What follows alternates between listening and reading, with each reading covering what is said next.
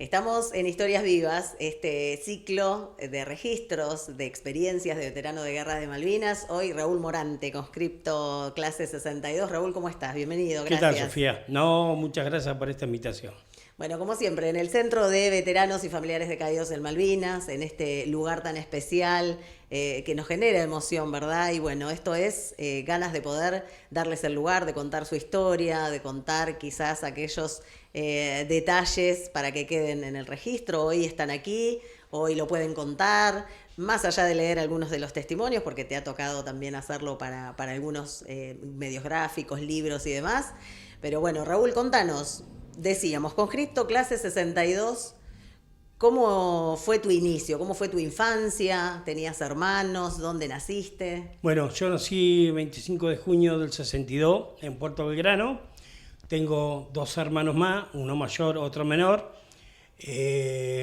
Éramos 5 de familia. Mi padre trabajó en la base, en talleres generales.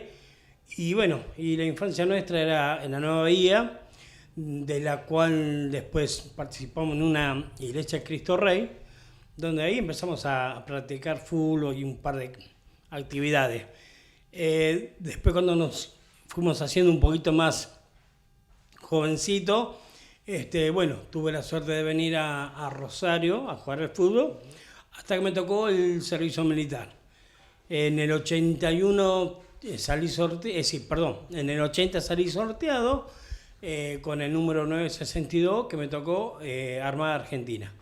Y en junio, 1 de junio del 81, ingreso al servicio militar en Campo Sarmiento. Bueno, contanos esa parte de tu adolescencia. Decías, la Nueva Bahía, ¿recordás qué calle precisamente? Sí, Entre Ríos, 570. Sí.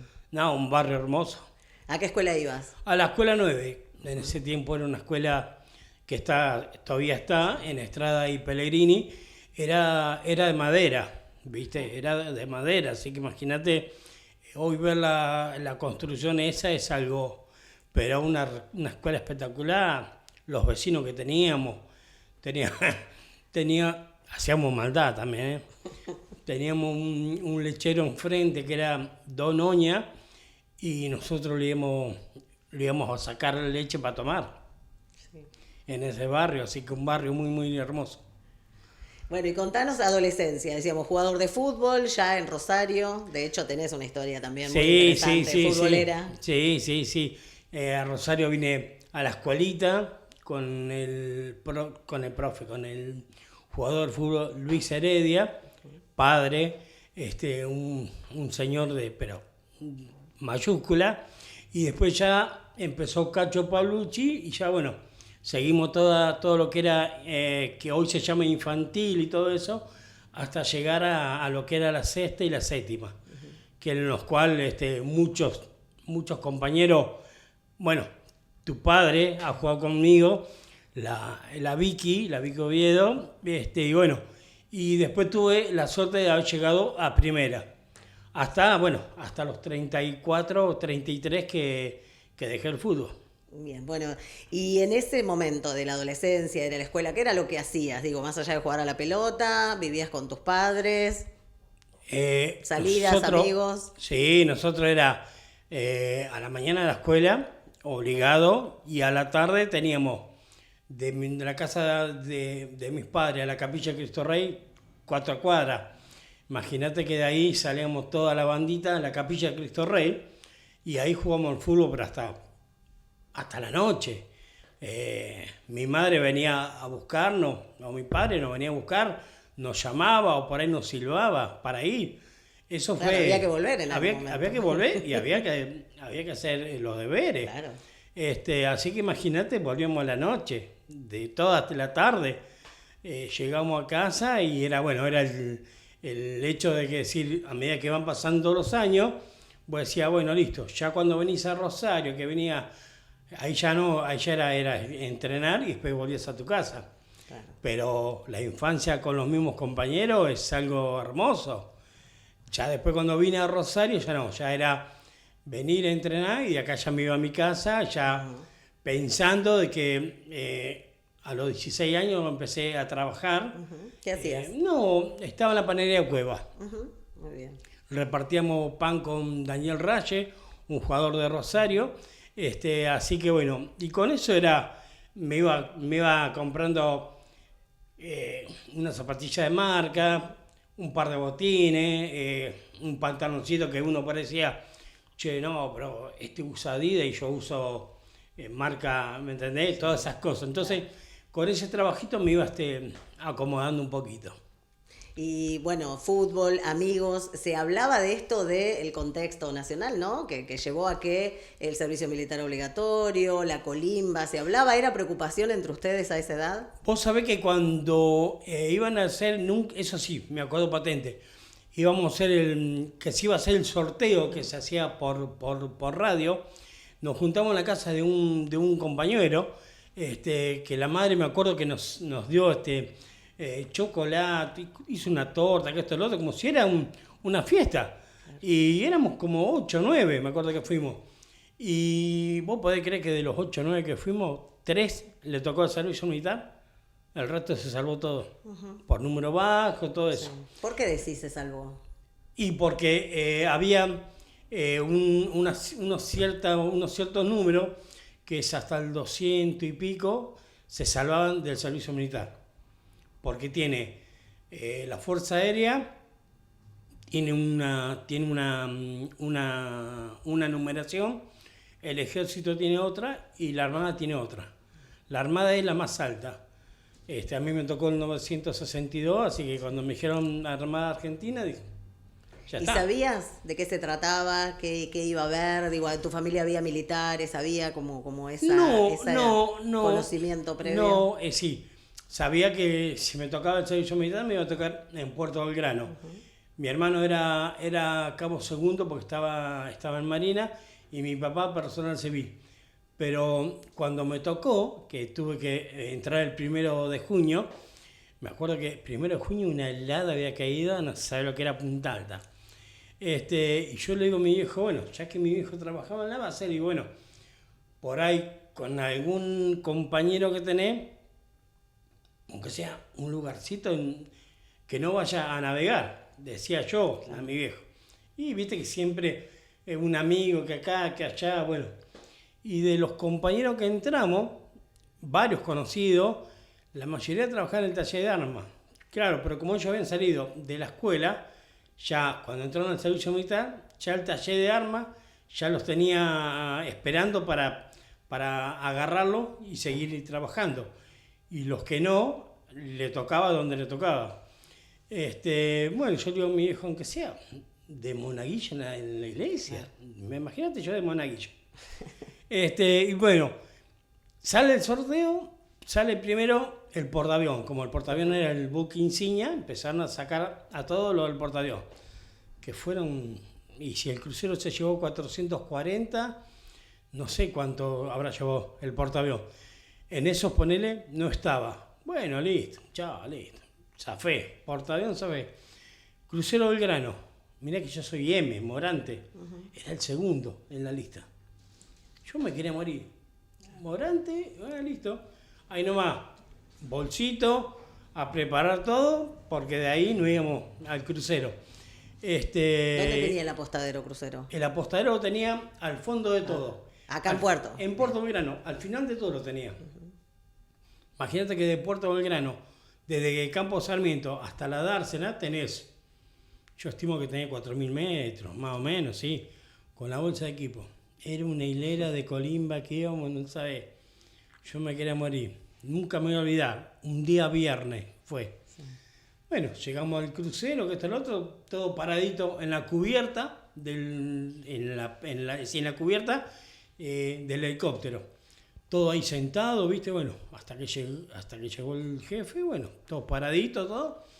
Bueno, listo. Y pasa un suboficial que nunca me voy a olvidar, Barreto, un suboficial de operaciones. Y dice, Morante, sí, suboficial, que esto, lo otro, venga, dice. Tipo me lleva al SIC, el SIC es una habitación como esta, una luz roja, una azul, es todo, viste, oscuro. Y dice, bueno, usted a partir de hoy va a pertenecer a la división Kilo. Ya ni sabía qué era operaciones, nada, no sabía, pero Listo, comprendido. Me lleva al sollado, está su taquilla acá, esa es su cama. Perfecto, acomode las cosas. Bueno, listo. Yo sabía, mira vos, el colimba siempre es más. Yo sabía que los viernes era retirada a las 12. Bueno, ¿qué hace el colimba? Imagínate, veníamos caminando desde Campo Sarmiento, todo transpirado, que esto y lo otro. Me iba a pegar un baño. Me fui, me pegué un bañito, que esto y lo otro, pum, pum. Yo veía que estaban todos laburando de acá, de allá, que esto y lo otro. Se me da por asomar por el ojo de güey, a la dársena así. Era todo agua. Me faltaba la dársena. Miro así, el crucero salía a navegar. Primera navegación, Puerto Madryn, Bahía Camarones, Ushuaia. Imagínate que cuando salía afuera a la cubierta, y no sé, pero el barco se mueve, sí. Así que imagínate, yo la primera vez que navegaba. Es decir, que llegué al buque y el buque zarpó a Ushuaia. Ese día zarpó a Ushuaia. Claro, vos ni enterado. Yo ni enterado, yo pensé que el viernes era retirada. Claro. Imagínate que a los 3 días, cuando llegamos a Ushuaia, o cuarto día, lo llamo a mi viejo. Y ahí lo llamo y le digo, ¿sabes dónde estoy? Lo que no le dije, imagínate. Pues yo pensaba que, digo, bueno, por lo menos salvarme. Uh-huh. Así que bueno. ¿Ya iban emprendiendo esa misión? No, ¿o era un viaje, era una navegación que tenía pendiente del crucero, que era Puerto Madryn, Bahía Camarones y Ushuaia. Apenas llegué al buque, me recibió con eso, la primera navegación. Bueno, ¿y habían tenido una instrucción previa? ¿Cómo era la instrucción? Y la instrucción que teníamos era la que vos tenías en Campo Sarmiento de lo que es instrucción militar, uh-huh. Del desfile, del saludo, ¿me entendés? Todo eso. Después, medianamente, cuando vos estás dentro del barco y se hace zafarrancho de abandono, combate, todas esas cosas, uh-huh. se va haciendo, pero sí, se hizo. Nosotros hemos hecho y ya cumplido, sí. El colimba, viste, cuando vos recién entras al buque, te dice tenés que ir para allá, vos vas para allá. Ya cuando son más viejos en el buque, ya es, viste, ya la canchereás, viste. Ya no es como decir, bueno, no, ya soy viejo en el buque, entonces si hay zafarrancho abandono y hay que correr, yo voy ahí despacito. El que es nuevo va como chifle, va.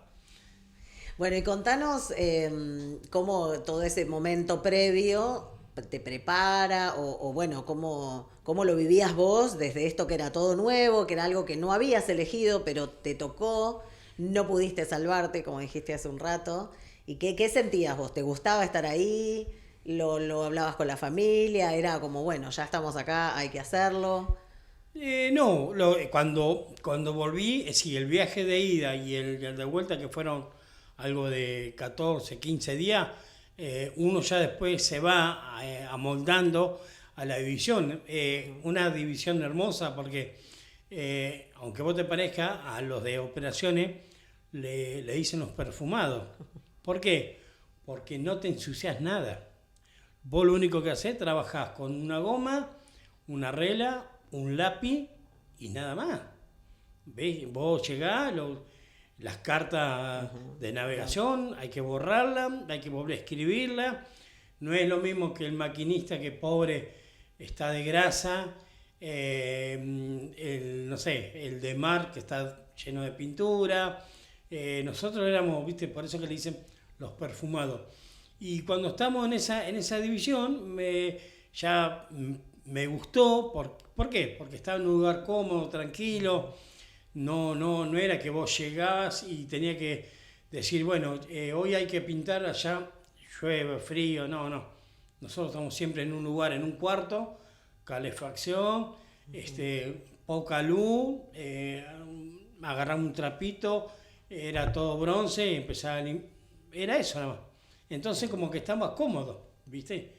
Yo miraba a mis compañeros que eran artilleros, que eran maquinistas, que eran de mar, pobrecito, no sabés, era una mugre, tenían pobre, pero bueno, cada uno le toca la división que le tocó. Muy bien.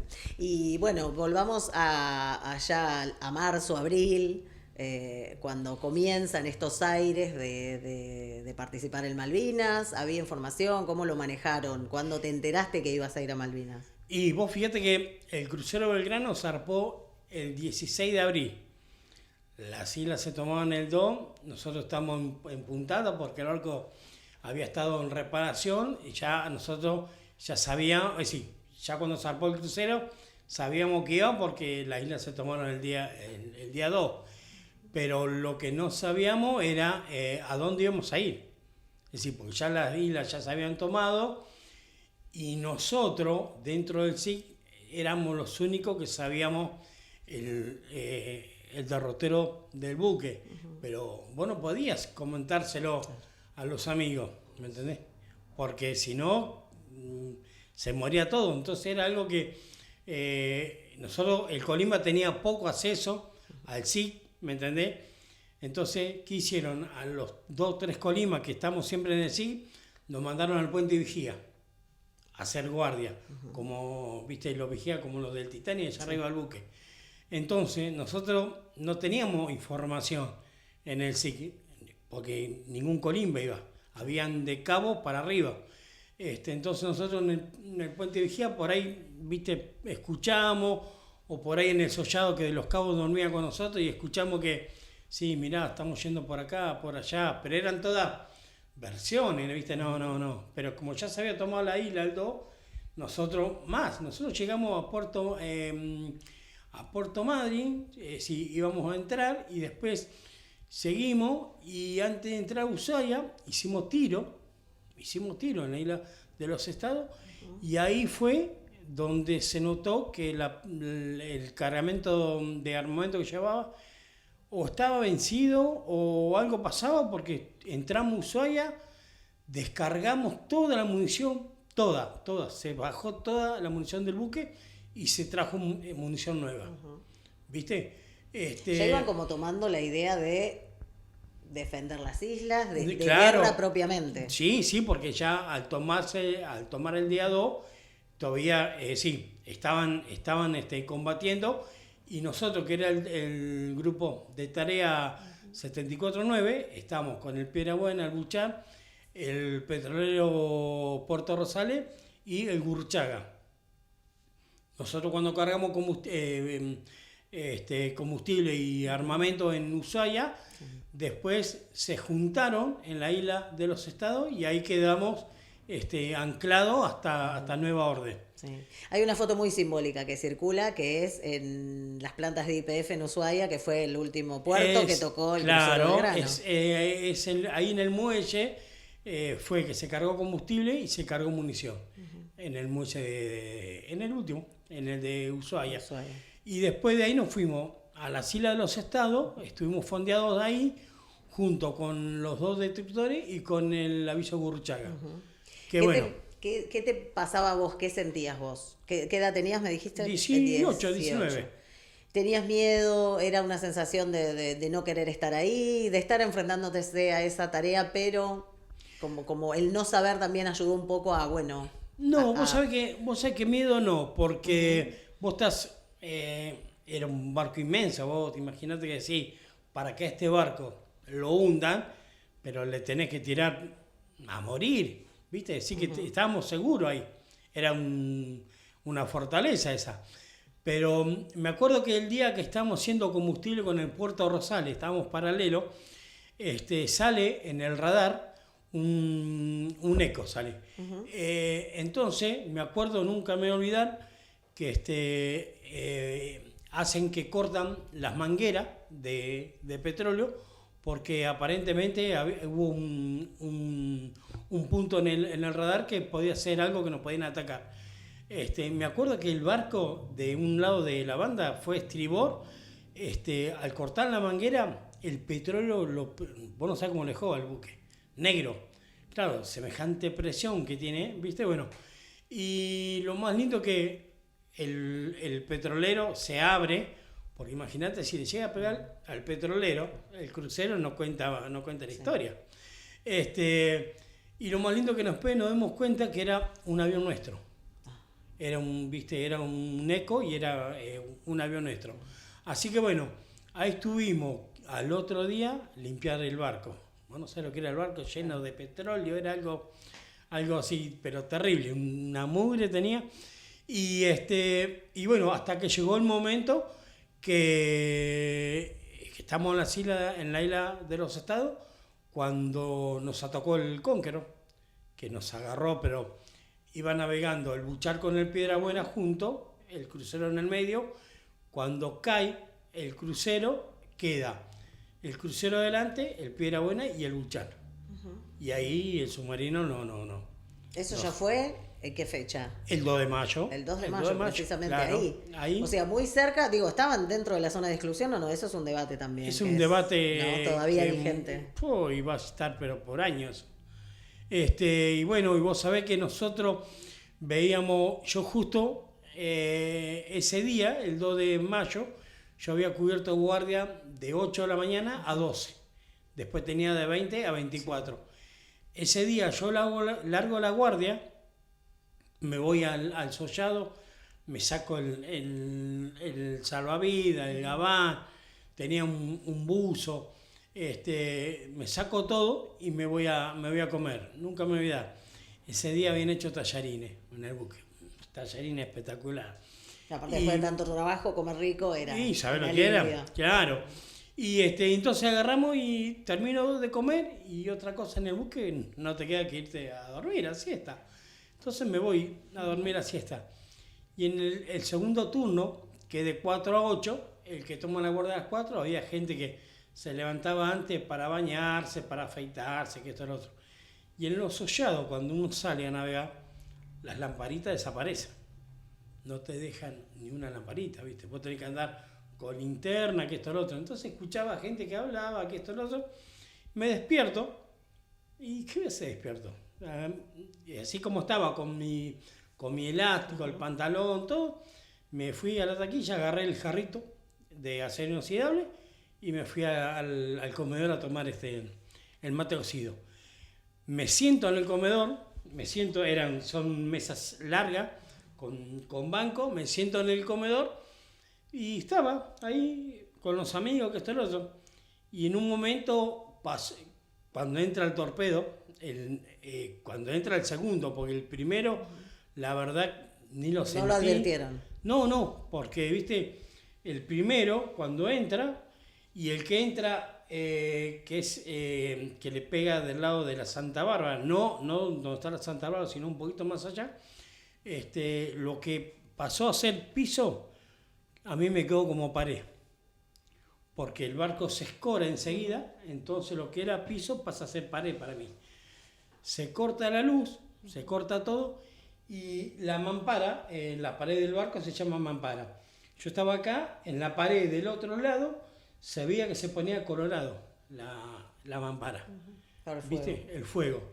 Entonces, claro, empezamos a sentir olor a quemado, que esto, el otro, y miramos hacia proa, como estaba todo oscuro, se veía una claridad. Entonces ya éramos como, viste, como las ratas cuando empieza a hundir el barco, que empezamos a caminar para el lado donde estaba la claridad. Y llegamos al baño principal. Cuando llegamos a ese lugar, a ese espacio muy grande, y justo había un teniente Díaz, un ingeniero, que él con un hacha rompe las 4 mariposas de la compuerta, porque todos salimos por un tambucho. Entonces él agarró, paró, salió afuera, rompió las mariposas, levantó la compuerta y ya de ahí ya salían de a 2, de a 3 personas. Salgo por ahí y me voy a mi balsa, que era la número 8, con nada, sin nada, iba con lo opuesto. Y todo esto fue ese sector donde ustedes pueden salir. ¿Para qué sector del buque y dónde había sido el impacto? Eso iba casi llegando a la proa. Yo te voy a explicar más o menos. Es decir, yo hacía guardia acá arriba. Entonces, nosotros salíamos por esa puerta, caminamos hasta estos cañones, que eran los de 6, y ahí nosotros teníamos la balsa. Y acá más o menos, a 15 metros, la había cortado. Claro. El torpedo lo cortó. Entonces nosotros estábamos parados acá, en nuestra balsa, que era la número 8, hasta que el suboficial Osorio ordenara el abandono. Es decir, cuando se decía el abandono, ahí tira la balsa. Y en la previa decías, vos tomando el mate cocido, la tarde, ¿Hubo posibilidad de comunicación dentro del buque? ¿Se advirtió o fue totalmente, No, fueron totalmente sorprendidos? El buque queda, pero queda cero, no tenía comunicación, no tenía luz, no tenía nada. Era todo por señal o algunas radios que por ahí tenía, que eran los jefes. ¿Y qué sentiste vos en ese momento? Mirá, yo lo primero que hice cuando salí a la cubierta, yo no tenía un sobre todo, no tenía nada. De ahí subí la escalera, me fui hasta el puente de vigía y ahí agarré un gabán que nosotros usamos, pues vos cuando vas a hacer la guardia vos vas con un gabán tuyo que es cortito. Pero ahí hay unos gabanes largos que te llega hasta los tobillos, que es para cuando hace mucho frío y llueve. Me fui hasta ahí arriba, agarré uno y me lo puse. Y ahí me fui, así como me puse el gabán, me fui a mi balsa 8. Ya tenían Cada uno tiene seleccionadas las asignada, balsas. sí. Ya cuando vos subís al buque, vos ya tenés un rol de lucha contra incendio, tenés un rol de abandono, tenés tu balsa asignada y todo. ¿Tuviste un momento de advertir que pasaba a tu alrededor? Esto de decir, busco el gabán, hago todo inmediatamente, secuencial y rápido. ¿Miraste a tu alrededor, te ubicaste en ese momento sabiendo lo que ocurría? Mirá, cuando yo salí desde el baño donde estábamos todos y pisé cubierta, miré hacia el mar y era más o menos 30 metros a la redonda la mancha de petróleo. ¿Viste? La mancha de petróleo. Imagínate que vos ves el mar que es azul o un verde medio a verlo negro, vos decís, epa, ¿qué pasó? ¿Viste? Entonces, cuando me fui a buscar el gabán, todo que vine, que nos pusimos ahí, el suboficial Osorio pasa lista de los que Iban de en los su 20 balsa. que vienen en la balsa, de los cuales subimos 16 nada más. Los otros 4 no sé qué pasó, o por ahí una de esas quedaron en el buque porque vos tenías tu balsa asignada y vos tenías que llegar a tu balsa. Si después tu balsa, cuando vos la tirabas, se te pinchaba y te pasabas a otra balsa, ya era otro problema. Pero cada uno tenía su balsa, vos tenías que ir a tu balsa y esperar que el encargado de tu balsa, cuando diera el abandono, tirarse. ¿Cómo fue saltar a la balsa? A mí me tocó fácil, a mí me tocó hacer un paso y subirme a la balsa. ¿Por qué? Porque como el barco estaba escorado, entonces se bajaba y se subía. Entonces algunos tuvieron que tirarse del buque a 4 metros porque estaba allá abajo y otros por ahí hacían como yo hice un paso y me tiré a la balsa, me tiré al techo, después de ahí me metí a la balsa. ¿Pudieron advertir en ese momento que era inminente el hundimiento, que había heridos, que Sí, lo que pasaba? sí, heridos sí, porque vos los veías que lo iban llevando por la misma cubierta a los heridos y eran los primeros que iban a las balsas, el primero que bajaban eran a los heridos. Más, yo en mi balsa, que era el número 8, yo tenía un compañero de la división que a él le había agarrado el fogonazo, él tenía la cara quemada y las manos, ¿viste? Pero bueno, gracias a Dios sufrió un poco por el tema de que al estar quemado, nosotros con un botiquín que teníamos lo íbamos curando, pero bueno, imagínate que estuvimos 50 horas en el agua hasta que nos rescató el Gurruchaga.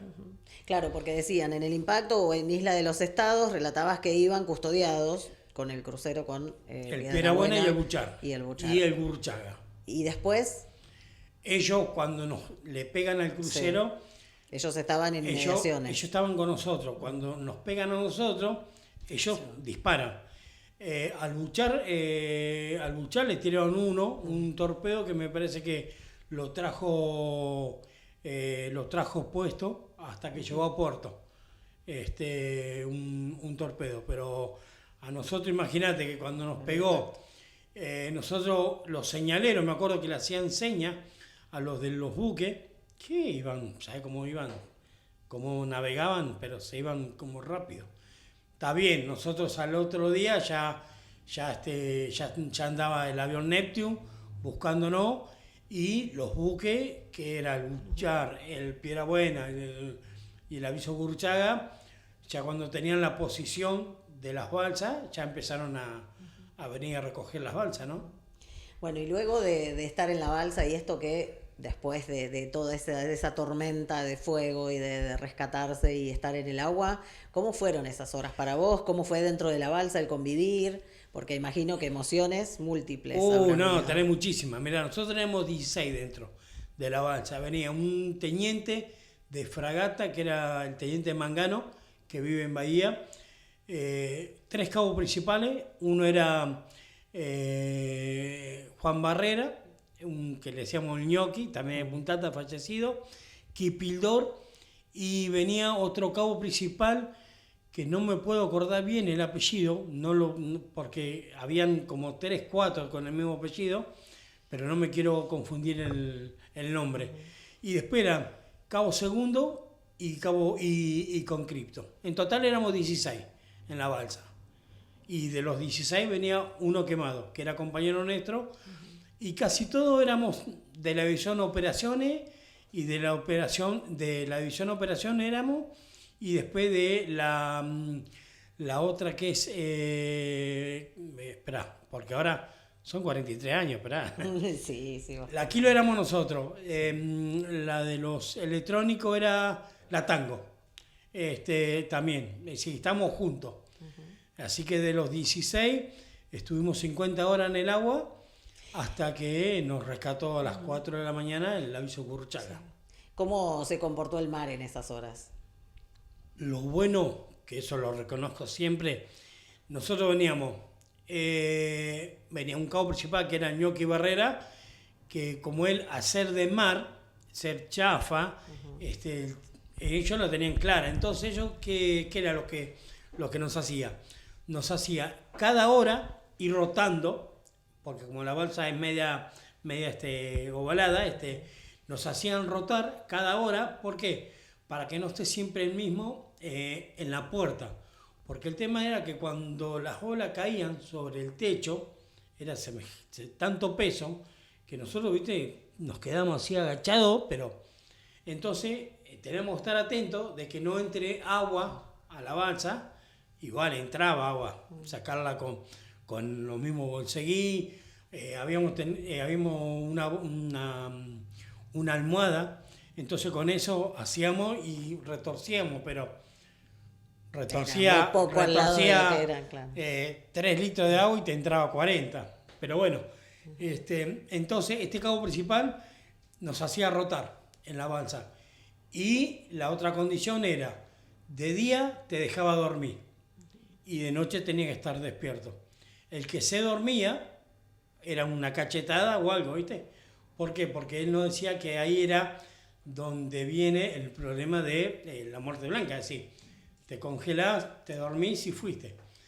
Pero eso no es todo. El problema fue cuando empezamos a tomar agua de la que hay en la balsa y a comer los caramelos de supervivencia. Imagínate que después de eso te hace efecto y vos después tenés que ir de cuerpo. Entonces, el cabo principal agarraba y nos decía, el que tenga que orinar, que se orine. ¿Por qué? Porque te mantenías calentito por un momento, pero bueno, por lo menos era... Sí, no había opción tampoco. Que no tenía otra cosa. O te orinabas encima, o porque vos no te ibas a parar en la balsa, porque más, habíamos encontrado una bolsa en ese tiempo, acá en Punta Alta había un comercio que se llamaba Macho, que era una bolsa amarilla con un mexicano, un sombrero mexicano y los bigotes. Esa bolsa nosotros las usamos para vomitar. Entonces después se tiraba al agua, se lavaba esa bolsa y la volvíamos a traer para el que quería vomitar, hasta que llegó un momento que ya uno ya no vomitaba, sino que hacía arcada y era... Esa nos sirvió para usarla de inodoro, porque después llegó un momento de que nadie quería romper, ¿viste? Nadie quería decir, che, bueno, yo. Hasta que un día, en un momento, el cabo agarró y no daba más y dice, bueno, muchachos, yo quiero ir de cuerpo, no me queda otra. Entonces tuvimos que hacernos entre los dos, que estamos frente a frente, hacer un aro, los dos, para que él se asiente y el otro compañero con la bolsa de macho y machito la ponía abajo, y bueno, hasta que rompió él, y después empezamos todos a hacer el mismo proceso. Y después, bueno, lavar esa misma bolsa para poder usarla. ¿Tenían noción del tiempo dentro de la balsa o era No, aguantar no, hasta que...? no, porque vos no veías el horizonte. Nosotros estábamos metidos en un pozo, y vos abrías la ventana, o por ahí mirabas por la puerta y vos veías la ola acá. ¿Viste? La veías la ola. Y vos estabas en un pozo. Por ahí capaz que a las 3, 4 horas rompía la olas, te levantaba la balsa y veías el horizonte, pero No había lo nada. veías 2 segundos, no veías nada, y otra vez en el pozo. Así hasta que se llegaron a las 50 horas. 48, 49 horas, 4 de la mañana, habíamos escuchado el avión que andaba, y ahí medio como que nos alegró. Imagínate, nos ve el avión, dijimos, bueno, los barcos tienen que estar cerquita. Se escuchaban los barcos, vos escuchabas el ruido del motor, pero como estaba metido en un pozo, vos no sabías de dónde venía. ¿Había balsas cercas también o no? En un momento nosotros estábamos atados con otras balsas, pero después decidieron cortarla, ¿viste? Porque se te hunde una y se llevaba el resto.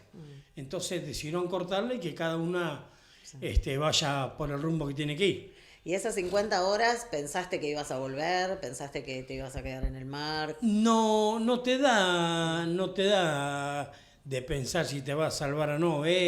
Era el momento, porque vos por ahí, nosotros estábamos en la balsa muy tranquilos, y teníamos al compañero que era Ramón Iturbe, que estaba quemado, que se quejaba, que le ardía, que esto y lo otro. Entonces ya el que estaba más cerca del botiquín tenía que o la crema pasarle, y viste, entonces eso como que te sacaba. Entonces vos, viste, estabas ahí atento de que no le pase nada. Así que bueno, fue todo tan rápido que esas 50 horas uno dice, son 50 horas, pero se pasó rapidísimo, porque viste, estabas atento a que no se dé vuelta la balsa, de que no entre agua, de que no te caiga el agua en el techo. Alerta constantemente. Alerta constantemente. Estresados, imagínate. imagino, porque Sí, también genera... encima lo peor era la noche, porque vos te sentías el agua más fuerte, el sonido era más fuerte a la noche que a la mañana, porque a la mañana vos escuchabas el agua que por ahí caía arriba del techo y decías, sí, una ola nada más. Pero a la noche vos no sabías lo que caía, ¿viste? Entonces nosotros a la noche estamos ahí. ¿Había hipótesis entre ustedes, más allá de saber que habían sido atacados, pero había esto de suponer qué pasó, qué falló, de hacer teorías? No, imagínate que el Colimba, menos, sí, para algunas cosas éramos inocentes, para otras no. Pero, viste, ya el personal de cuadro que ya lleva años navegando, ellos más o menos las tenían claras. Vos fíjate que nosotros escuchamos al Gurruchaga, lo escuchamos como a las 2 y pico de la mañana. Nosotros estamos en la balsa atentos porque escuchamos los ruidos motores, y de repente que se prenda una luz naranja, pues sí, como la balsa es color naranja, enfoca, con esos reflectores enfoca a la balsa, y vos ves que se hace de día. Y vos decís, ¿qué pasó? Y abrí la ventana y lo ves al buque que te viene, que te encara la balsa. Nosotros pensamos que era un destructor. Cuando se nos pone al lado y vos ves que el Gurruchaga, nos queríamos morir, no sabés. La alegría, porque sí, claro, vos abría la puerta de la balsa y vos el barco lo tocaba. Y vos decías, estoy a salvo. Pero el tema era que vos después te tenías que levantar y las piernas no te respondían. 50 horas sentado, está bien, teníamos 18 años, 19, pero el frío, ya estábamos en pleno congelamiento, no nos podíamos parar. Me acuerdo que el buzo se tira, el del Gurruchaga se tira a la balsa, abre el techo, todo, y pone del lado de la popa, la parte de atrás del Gurruchaga, tiran una red para los que puedan caminar, pero nadie podía caminar si estábamos en pleno congelamiento. Entonces nos tiraban un aro, te lo ponía debajo de la sila y te levantaba. Imagínate que cuando llegamos arriba a la cubierta del buque, parado, te sostenían entre dos, parado, y que de repente venga el buzo con un cuchillo, esos comandos que tienen ellos, sí, te agarra la chaqueta así, te la abre para sacarte porque estábamos mojados, el pantalón, todo, y te da una manta, porque te deja desnudo, te da una manta, y de ahí nos llevaron al comedor, que nunca me voy a olvidar, me dieron una caja de leche, ¿viste? La caja de leche, bueno, cortada al medio, con mate cocido. Según ellos decían que el mate cocido estaba hirviendo. Nosotros lo poníamos en la boca y lo sentíamos tibiecito. Así que imagínate, ya estamos en pleno congelamiento. Así hasta que empezó a rescatar toda la gente. Imagínate que rescató 660 el Gurruchaga. Las balsas eran de hasta 20, aproximadamente. Aproximadamente 20. Habían balsas que venían 35 personas. Claro. Mucho, ¿viste? Nosotros veníamos 16. Pero imagínate que el buque que era tan chico, y de 40 tripulantes, y rescatar 660. Una bestialidad. Lo que rescató el Gurruchaga, pero es algo, Todos de tripulantes de crucero. Claro, sí. De los 770 que nos salvamos del hundimiento, 360 rescató el Gurruchaga. Después rescató el Piedrabuena y el Buchá.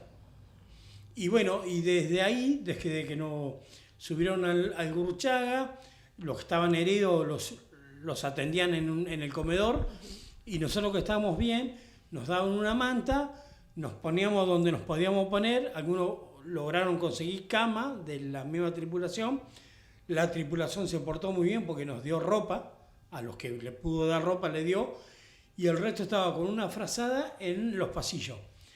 Y después me acuerdo que nos dieron, nunca me voy a olvidar, unos bifecitos con huevo duro, pero no sé si salió de ahí, en la cocina, y a los... No llegó ni siquiera a los 5 metros, 10, que ya la bandeja esa llena, porque era tanto el hambre que teníamos, sí. Hasta que, bueno, desde el momento que nos rescató el Gurruchaga hasta Ushuaia, estuvimos un día de viaje. Es decir, imagínate a dónde estamos. Es decir, ya habíamos pasado la línea de Ushuaia, porque estamos yendo ya para la Antártida, las balsas. Es decir, que desde el lugar donde nos rescataron hasta Ushuaia tuvimos un día de viaje. Y ahí sí, ahí ya en Ushuaia ya nos dieron ropa nueva, nos dieron alimento en los galpones. ¿Cómo fue ese contacto tras esto de contactarse con la familia, de saber qué había pasado con el resto de los tripulantes del crucero? ¿Qué le había pasado concretamente al crucero? Y lo que pasa es que en ese tiempo no estaba la computadora que tenemos hoy en la actualidad. Se trabajaba con teletipo. Es decir, el informe, yo largaba un teletipo, ponele hoy a la mañana, y al destino llegaba a ponerle a Puerto Belgrano de Ushuaia, llegaba a la tarde. Es decir, que la información iba llegando tarde, pero la gente se empezó a enterar de que ya la gente estaba a salvo cuando llegó el primer avión a Espora. Nosotros vinimos en el tercero, nosotros llegamos a las 7 de la tarde, pero igual la gente que vino en el primer vuelo, cuando llegaba a Espora decía, no, ahora viene otro vuelo más.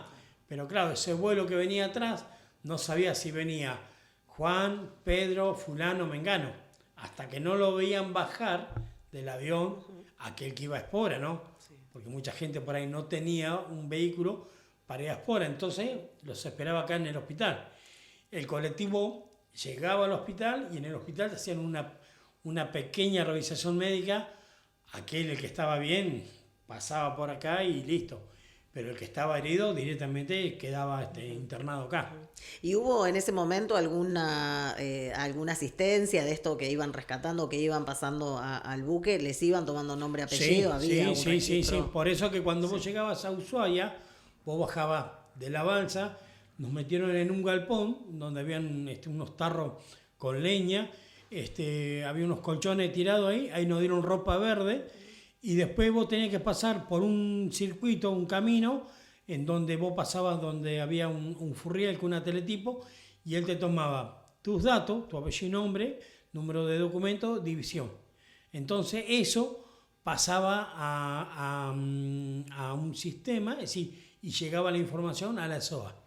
Entonces vos en la SOA hacían el listado de la gente que había informado en Ushuaia quién eran los que se habían salvado.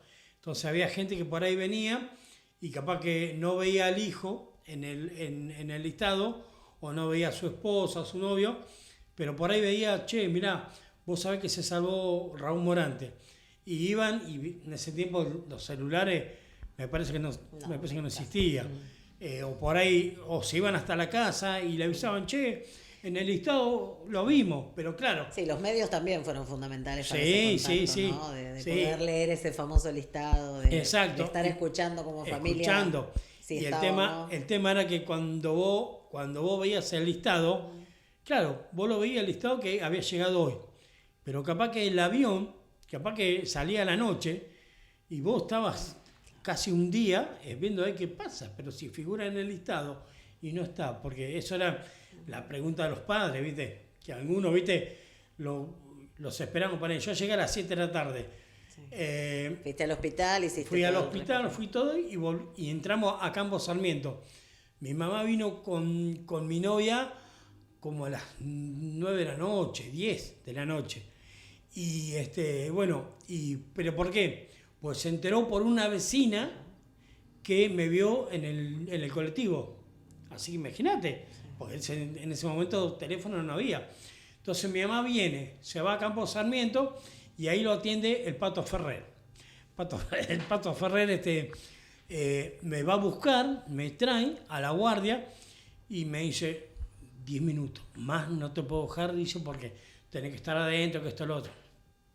Yo me acuerdo que llegué a Campo Sarmiento, a la garita, y me acuerdo que mi mamá lloraba, me abrazaba. Yo estaba como si nada, como si era una persona ajena, ¿viste? Y nada, ni siquiera, ¿viste? Y me tocaba cómo estaba, que esto, el otro, hasta que el Pato me dice, bueno, señora, la tengo que dejar porque lo tengo que llevar adentro. Y después mi madre me cuenta, me dice, vos sabés que yo no te notaba raro, yo ni me acuerdo más, digo, ni idea. Yo me acuerdo que fui, te vi todo, pero ni me acuerdo lo que te dije, nada. Estamos, viste, cuando vos estabas medio perdido. Uh-huh. Así que bueno, y de ahí nos tuvimos que quedar 2 días en Campo Sarmiento, 2 días. ¿Por qué? Porque a los compañeros, a los de Buenos Aires, al otro día le dieron la ropa y los mandaron a sus casas. Uh-huh. Y nosotros que éramos local tenemos que esperar a los que venían fallecidos del buque, porque en la Stella Maris le hacían la misa. Así que bueno, tuvimos que venir, quedarnos a los de Punta Alta, quedarnos acá y quedarnos hasta la misa. Y bueno, hasta que algunos los llevaron al Panteón Naval y otros, sus familiares lo llevaron. Un momento de shock, de tensión, de estrés, de todo. De procesar todo eso en horas. Claro, en pocas horas, porque imagínate que yo llegué a Espora y digo, bueno, llego acá y acá me voy a mi casa. Está bien, no tenemos ropa, porque era la ropa verde que nos habían dado. Esa ropa la tuvimos que dejar en Campo Sarmiento y esperar que nos den ropa nueva. Así que tuvimos que esperar un día más, es decir, hasta el otro día. ¿Viste? Ansiedad. ¿Y hubo en algún momento alguna charla, alguna profesional de la psicología en un momento, algo? No. Lo único que hicimos fue, nos dieron 15 días de vacaciones. Ya cuando nos tomamos esos 15 días, cuando volvíamos, ya teníamos el destino, a dónde íbamos a ir hasta terminar el servicio militar. A mí me tocó Espora, porque yo era de acá de Punta Alta, pero los compañeros los de Buenos Aires, casi todos les tocó el edificio de Libertad, Escuela Mecánica, hidrografía naval y eso. Y a mí volví y me tocó en Espora, en la Torre Control. Uh-huh. Así que ahí estuve hasta el 30 de octubre, que me dieron la baja. ¿Y cuándo tomaste noción de lo que habías atravesado? Personalmente, desde lo emocional, desde esto de llegar acá después de semejante situación atravesada, a seguir trabajando, digo, a hacer como un chequeo médico y a seguir con tu vida después de lo que Y pasaron tantos mirá, días. nosotros bueno, cuando llegué, que me dieron la baja, todo, no tuve tiempo porque al mes siguiente me llegó carta en la cual me decían para empezar a trabajar. Las tengo guardadas, tengo carta del ferrocarril, de Entel, de los bancos, de la base, y como mi papá trabajaba en la base, mi papá me decía, quédate en la base, estás acá cerquita, que esto, lo otro. Y imagínate, 19 años, y yo, bueno, listo, le voy a hacer caso a mi viejo. Entro a la base, después me encuentro con mis amigos. Che, ¿dónde estás? No, yo estoy en Telefónica. Qué lindo. ¿Y cuánto ganás? Y vos en la base, y yo en la base ponerle 100 pesos. Yo gano 400 en Telefónica.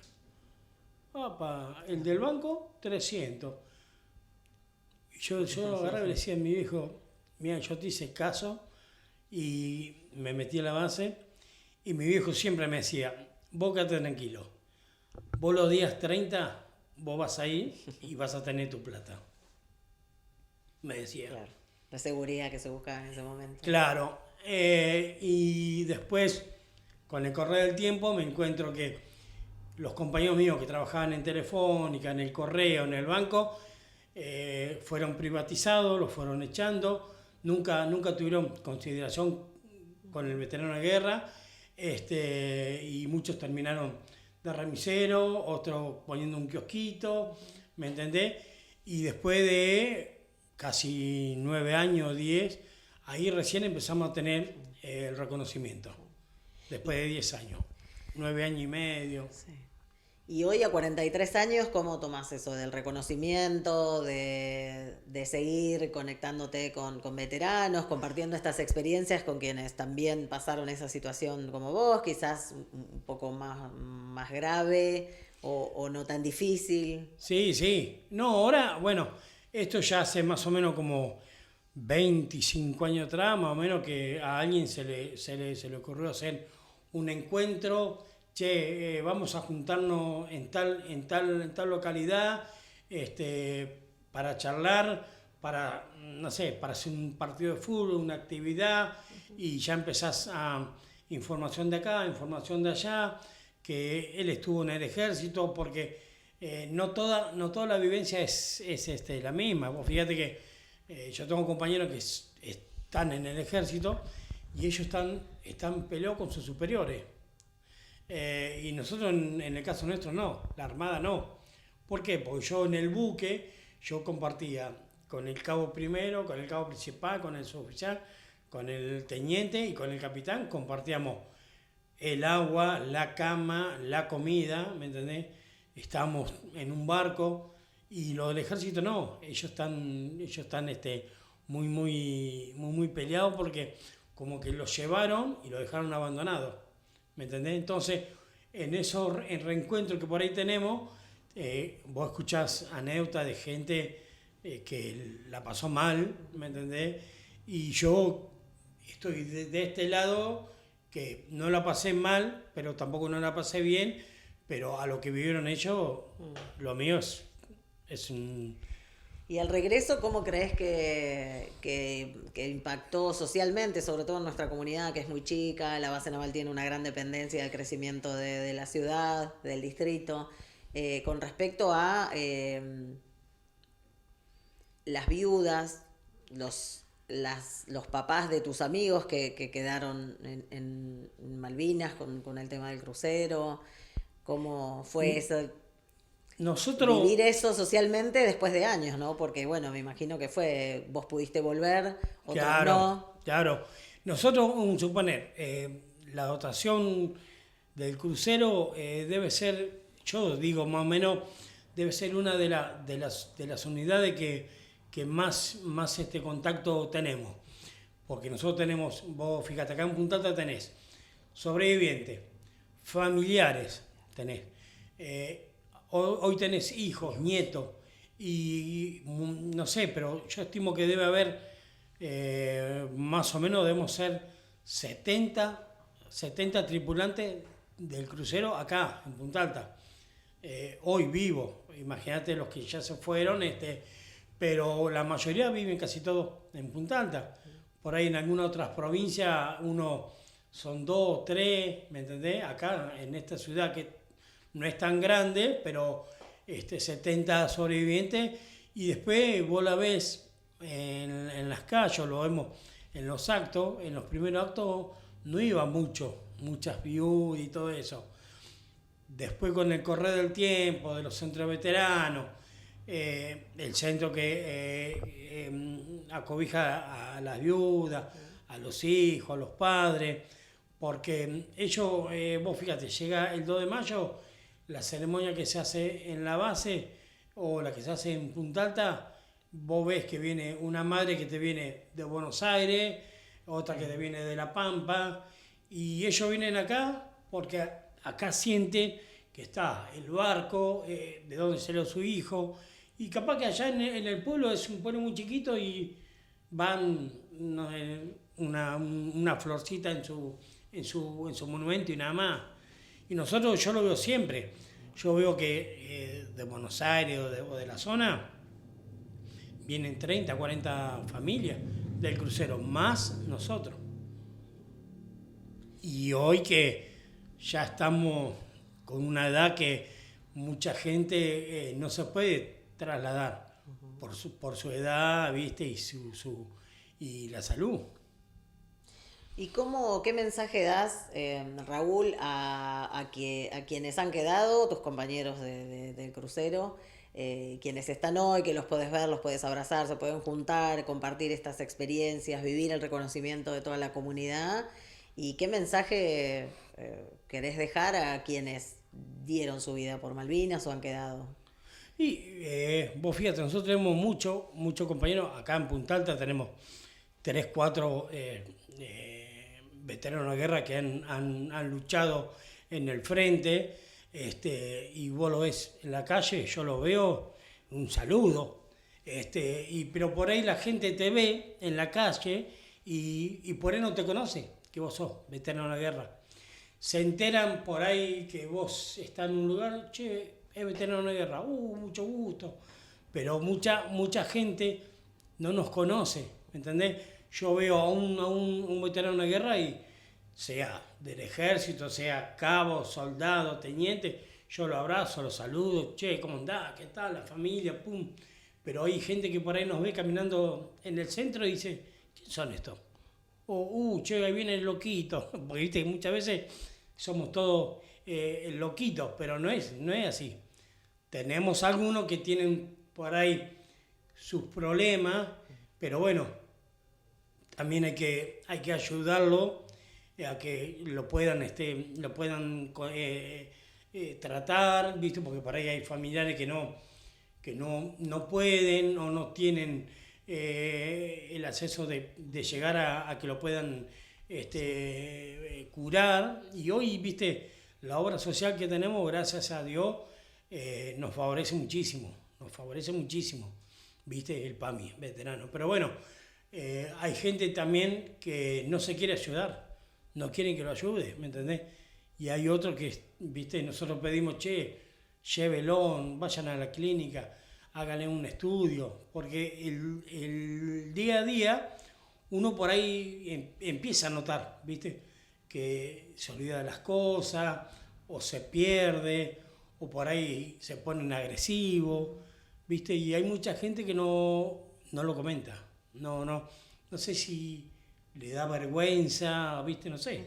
Y vos capaz que después te enterás por boca de otro, che, ¿viste que fulano está mal? Y bueno, ahí hay que darle una mano. Bueno, vos después de irte de baja o que te haya tocado, decidiste seguir desde otro lado, como personal civil en este caso, ¿no?